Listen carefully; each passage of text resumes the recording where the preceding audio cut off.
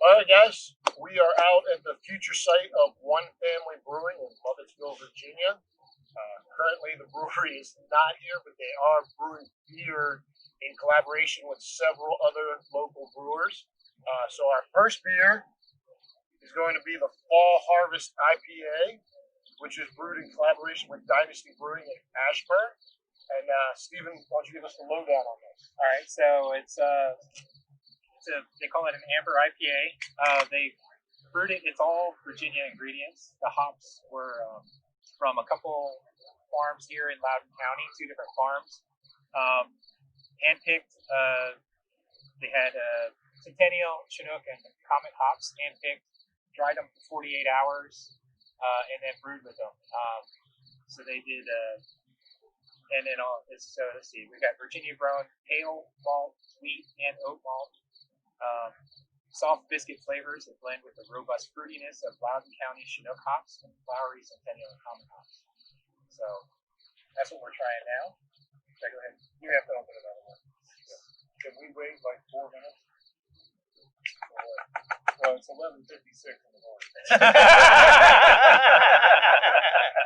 Yeah, when he said 10, I was like, holy crap. Yeah, we're pros now. Yeah. We've been trained. Yeah. Don't try this at all. Oh, that's a good hot beer aroma. I like it. It's like a sweet hot beer aroma. It is. So it pours. It's a little cloudy. I would describe it as sort of something like halfway between golden and amber. It's not a dark amber color, but it's getting there. So this is the second year they've brewed it. They brewed it last year in collaboration with Dynasty for Oktoberfest. They brewed it again this year. That's a day beer. It was just canned 2 days ago, so this is about as fresh as you can get. The hops were 48 hours old, and they just canned it. So using fresh hops that have been dried. Right. What are some of the things that you do? So you're probably going to get more of the delicate floral aromas from the hops because they were using whole cone hops. They did use some hop pellets that they had, but the majority of the hop charge was fresh cone hops. So you're going to get a lot more of the aroma because it's not processed. And so when they create pellets, they run them through these machines that just crush them and make them into those pellets with like ragged. And so the processing and the heat will you lose some of the delicate flowery flavors and aromas and stuff. So I think that's part of why the aroma on this is really complex. And probably from the fresh hops. I like the it tastes different with those guys. The hop, it's more earthy. Yeah, it's not super bitter. No. Yeah, it's not bitter. It has a lot, as Steven said, it has a lot of complexity. like us. That's really good. Plus so the malt bill they said also includes wheat and oats. meat and oats. Because they're barbecuing, you're thinking about it. Yeah. So that'll lend some of the gives a nice counterbalance to the hops. So the wheat and the oats were all Virginia farms. Yeah, the grains were all sourced from Virginia farms. So I'm the non-IPA guy. I like it. I can drink this. You're coming around. You're learning. I think it's like coffee. The more IPAs I drink, the more I like. Yeah, it's mature. Yeah. I say that as the most mature. Well, oldest. I say oldest. I think you're probably the most mature. Seasoned. Thank you. So going back to oats, Stephen, is that a common thing with beers? Oats? It's the first time I'm hearing of that. There's a fairly long history of using oats in brewing. It's not too common in American craft brewing, but it's becoming more common. So oats will add, depending on whether they're malted oats or toasted oats or just raw oats, they'll add some different flavors. But oats also they have a lot of protein, same as wheat, so that aids head retention and also mouthfeel. Mouthfeel. Creamy mouthfeel. Creamy. So on the oats, what is your preference that you like? And it could be because of taste and or the production value, or let's say, or the mouthfeel. Yeah. It really depends on what your goal is. So when you're crafting a recipe, usually ideally you want to have sort of a goal in mind. So you're adding ingredients to achieve your goal rather than just throwing things in for the neato factor. But so it really depends on what you want to get. If you're just going for the protein and sort of the head retention and mouthfeel stuff, rolled oats are fine. So they do need to be processed because the oats. So if you do like Quaker oats or rolled oats, steel cut oats, those have all been processed. And so in the process, the oats, while they're being processed, the oats are heated up, and the starches that are in them will be gelatinized. So you need to be able to be accessible to a brewer. Starches have to be gelatinized. So, but if you're doing raw oats, then you have to you have to cook them first. Does this say what kind of oats, or just says oats? But each different kind of oat that's available brings different flavors. So malted oats will bring sort of a sweet. This says oat malt. Yeah. Malted oats will bring sort of a sweetness to it. They've been just like other grains. They're malted, which means they're germinated, and they stop the germination at a certain point when you light them and kill them. So they have a lot more flavors to them than just raw oats. That asshole has to be more than one right now.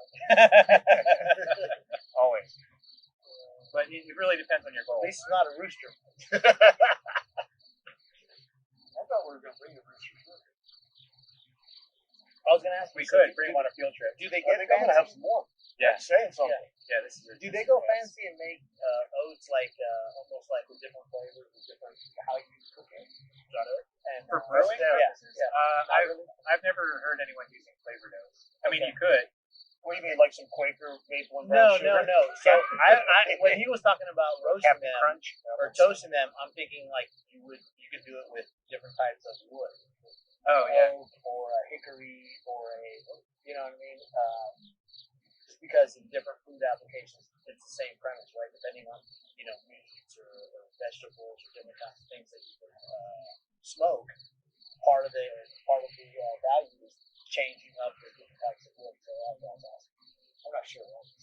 Usually, so when you're malting grains and drying them, you're usually not smoking them. Okay. It's in a nitro oven. You can't do that. Like that is a thing that some places will do. Like the Alaskan Smoke Porter we did. Okay. They smoke their grain. But most nowadays, anyway, since the Industrial Revolution, they're usually drying and killing their grains over some sort of smokeless fire. Okay. Doesn't sound What do you think, Master of the Smoke? I mean, I don't know. I always think it'd be kind of cool. Maybe we should make a beer. That's yeah. John Eric has a can. I thought you poured one. No, yeah, John Eric's got it. I passed it down. Because his glass was empty too, and it's good beer. This actually is getting better as the temperature comes down a little bit, and maybe the air is getting to it. I don't know if you noticed that.